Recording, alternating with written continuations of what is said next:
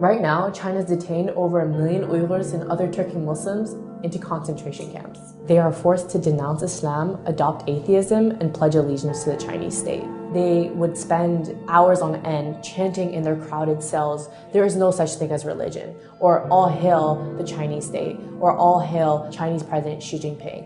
And if the detainees disobey, or if there's any type of resistance, there is torture being used. There are at least 800,000 and possibly up to a couple of million folks in these detention facilities. Nails are being pulled out, teeth are being pulled out. They're using snakes to interrogate. People are being beaten until they're dead. They're being sterilized, a method used in genocide. They're forced to sit on what's called a tiger chair, where they're clamped down on this chair for hours on end, oftentimes in solitary confinement. People are being sent to these camps for random reasons. One of them could easily be you are in contact with someone abroad. You have a family member abroad. You engage in religion. So if you pray, if you mention the word God in your speech, if you fast, any type of indication that you are practicing religion, that is enough for you to be sent to the camps. And thousands of people have actually been transferred from these camps to prisons. One of my relatives in early 2017 got put inside one of these camps. Last November, he came out dead.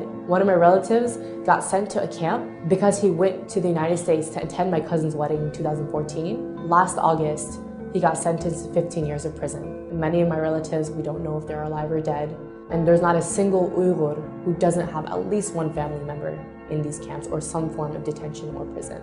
The worst part is when someone dies, their bodies are not taken to their families, but rather their bodies are cremated. And that's another way for China to hide the evidence of bodies coming out of these camps. And it doesn't give us a clear idea of how many people are dying. All of this stuff is happening in secret. The children of these detainees have been sent to state-run orphanages and boarding schools where they are taught to hate their own religion, identity, and are forced to speak Chinese, are subject to abuse and torture. The parents don't know where their kids are. Most towns and villages in East Turkestan are almost empty. Around 70 to 80% of the civilians are all gone. You walk through the street and it's eerily silent because most people are in some form of detention or prison. Schools and factories are now being transformed into these concentration camps. The entire nation of East Turkestan has essentially become a dungeon for its people because China monitors their every action, even in the homes. So there are millions of Han government cadres who are living in Uyghur homes to make sure they're not engaging in religion and to assess their political views. Practicing Islam is completely banned.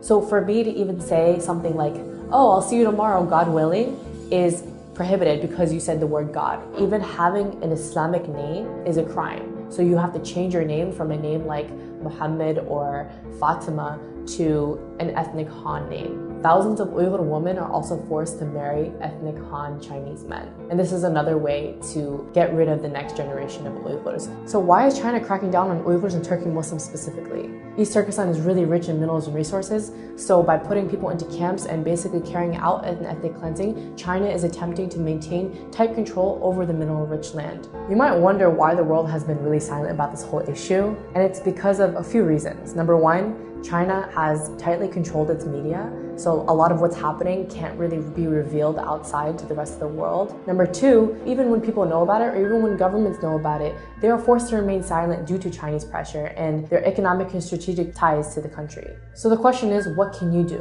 What we need you to do is raise awareness, because right now, most of the world has no idea that this is happening.